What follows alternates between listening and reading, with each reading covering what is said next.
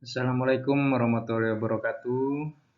Baiklah, pada kesempatan ini saya akan menjelaskan mengenai PT Yutaka Inovasi Indonesia dan juga Lembaga Pelatihan Kerja atau LPK Yutaka Education Center yang berada di Karawang, yang saat ini fokus untuk melaksanakan program pekerja berketerampilan khusus atau specific skill worker atau yang lebih sering dikenal sebagai program SSW khusus untuk tenaga perawat lansia ke Jepang atau caregiver.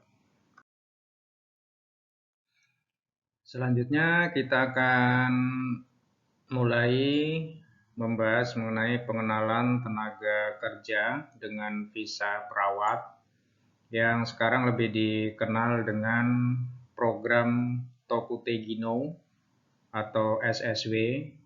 Yang kali ini kita akan membahas khusus mengenai Kaigo atau caregiver atau perawat lansia di Jepang, karena program tersebut yang saat ini difokuskan oleh LPK Yutaka Education Center untuk tahun 2021. Untuk yang pertama adalah pengenalan perusahaan mengenai PT Yutaka Inovasi Indonesia dan juga Lembaga Pelatihan Kerja LPK Yutaka Education Center. LPK Yutaka Education Center berdiri pada tahun 2017 yang merupakan anak usaha dari PT Yutaka Inovasi Indonesia.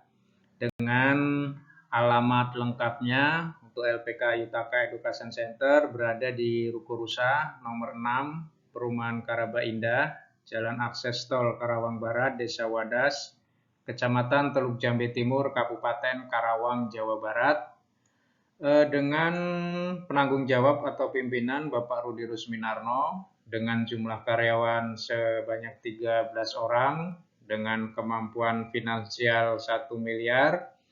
Dan untuk pokok bisnis atau usahanya dari PT Yutaka Inovasi Indonesia ini dan juga LPK Yutaka Education Center adalah persiapan pelatihan kerja untuk ke Jepang dan juga untuk pendidikan bahasa Jepang. Berikut adalah dokumen-dokumen perizinan dari PT Yutaka Inovasi Indonesia dan juga perizinan LPK Yutaka Education Center Karawang. Untuk perizinan yang pertama, yang paling sebelah kiri ini adalah perizinan Sending Organization atau perizinan sebagai lembaga resmi dari Kemenaker Pusat Jakarta untuk pengiriman tenaga pemagangan ke Jepang. Kemudian yang kedua adalah perizinan dari Kementerian Hukum dan HAM untuk perizinan PT Yutaka Inovasi Indonesia sebagai perusahaan perseroan terbatas atau PT. Kemudian yang ketiga ini adalah perizinan LPK Yutaka Education Center Karawang dari Dinas Penanaman Modal dan Pelayanan Terpadu Satu Pintu Kabupaten Karawang.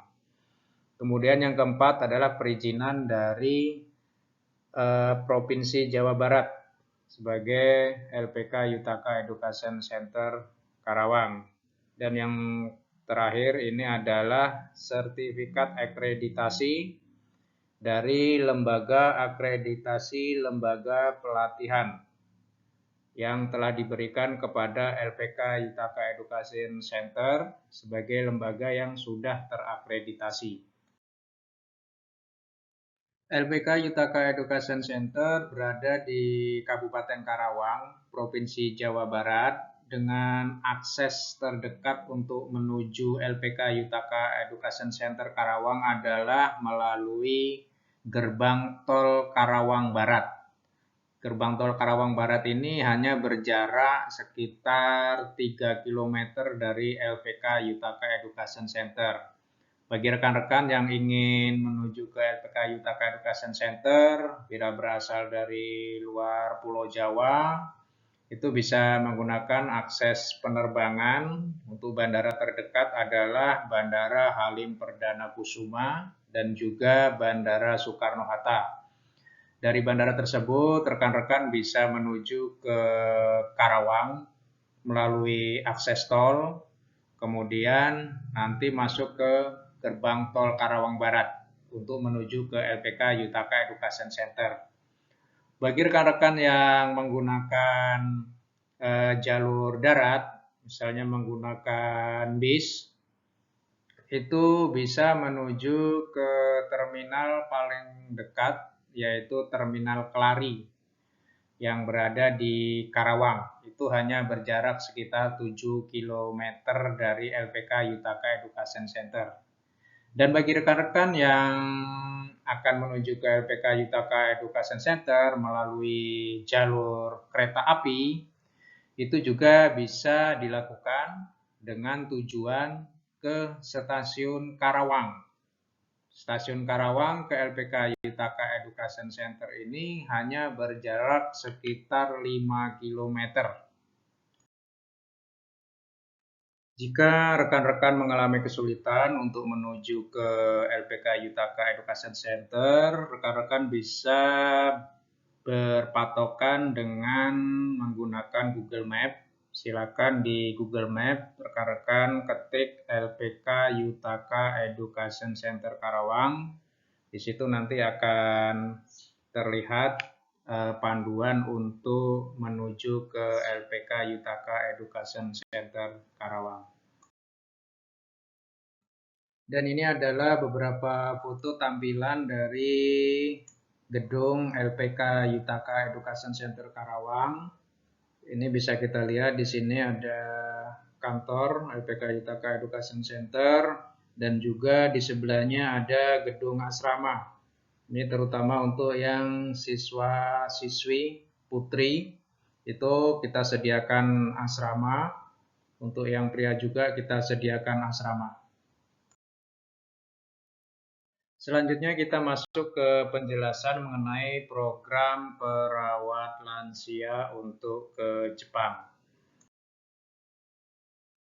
Latar belakang kebutuhan perawat lansia di Jepang itu salah satunya disebabkan karena di negara Jepang itu telah mengalami pengurangan populasi usia produktif yang sangat signifikan. Usia produktif di Jepang atau usia produksi di Jepang itu terhitung dari usia 15 sampai 65 tahun. Dan usia ini jumlahnya menurun signifikan sejak tahun 1997. Di Jepang juga itu terjadi peningkatan jumlah penduduk atau orang yang sudah lanjut usia. Itu dikarenakan karena penduduk di Jepang usianya sekarang sudah lebih lama, itu bisa mencapai 100 tahun. Dan itu yang menyebabkan kebutuhan untuk perawat lansia di Jepang itu dengan sendirinya akan meningkat. Dari tampilan ini bisa kita lihat di grafik ini untuk yang warna biru, ini adalah usia yang di atas 65 tahun. Ini dari tahun 1950 ini semakin meningkat. Ini diprediksi sampai 2060 ini peningkatannya akan signifikan. Sedangkan untuk yang warna hijau ini adalah usia antara 15 sampai 64 tahun atau tadi yang kita sebut usia produksi.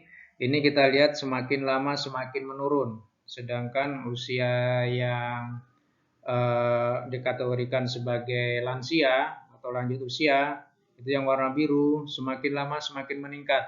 Nah, ini adalah latar belakang kenapa di Jepang sekarang sangat dibutuhkan banyak sekali untuk tenaga kerja sebagai perawat lansia di klinik lansia.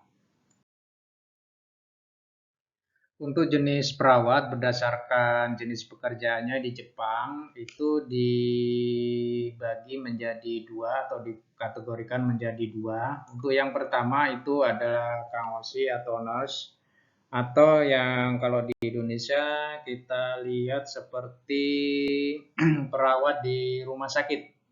Jadi yang tugasnya adalah merawat orang yang dalam kondisi sakit agar menjadi sembuh, misalnya memberi infus dan sebagainya. Nah, itu adalah jenis perawat nurse atau kangoshi untuk di Jepang. Kemudian yang kedua adalah kategori kaigo fukushishi. Jadi kaigo fukushishi ini sering kita dengar atau kita kenal itu caregiver atau perawat lansia. Dan ini tugasnya atau tempatnya itu bukan di rumah sakit seperti yang kangoshi. Jadi untuk kaigo fukushishi atau caregiver ini tugasnya mereka di klinik atau kalau di Indonesia seperti panti jompo ya. Jadi di Jepang ini untuk para lansia itu mereka ditempatkan di suatu tempat di klinik khusus lansia di mana nanti para caregiver atau para perawat lansia itu bekerja di sana. Jadi berbeda jauh dengan negara-negara lain yang biasanya itu mereka merawat lansia itu di rumah tangga atau di apartemen yang jam kerjanya itu bisa 1 kali 24 jam. Tapi kalau untuk di Jepang, ini bekerjanya seperti di rumah sakit pada umumnya di Indonesia. Jadi ada shift pagi, shift siang, dan shift malam. Jadi tugasnya adalah bukan merawat orang yang sakit, tapi mereka mengasuh para lansia atau mendampingi atau membantu memenuhi kebutuhan para lansia. Misalnya menyuapi, terus mendorong kursi roda bagi lansia yang sudah tidak mampu berjalan. Ya, jadi kita harus membedakan antara perawat lansia, caregiver dengan nurse atau kangoshi tadi. Jadi beda jenis pekerjaannya. Jadi kalau perawat lansia ini tidak harus memberi infus dan sebagainya, tapi cukup membantu kebutuhan yang diperlukan oleh para lansia.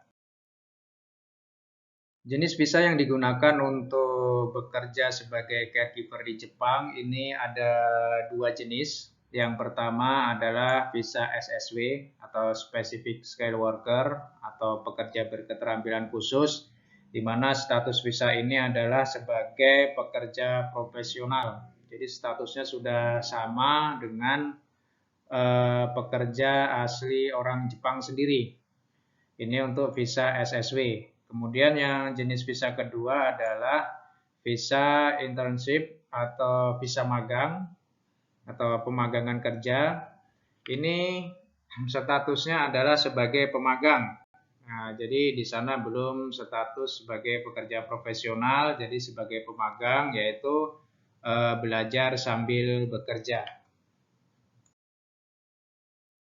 Demikian penjelasan mengenai PT Yutaka Inovasi Indonesia dan juga LPK Yutaka Education Center dan juga penjelasan mengenai pekerjaan perawat lansia di Jepang atau caregiver.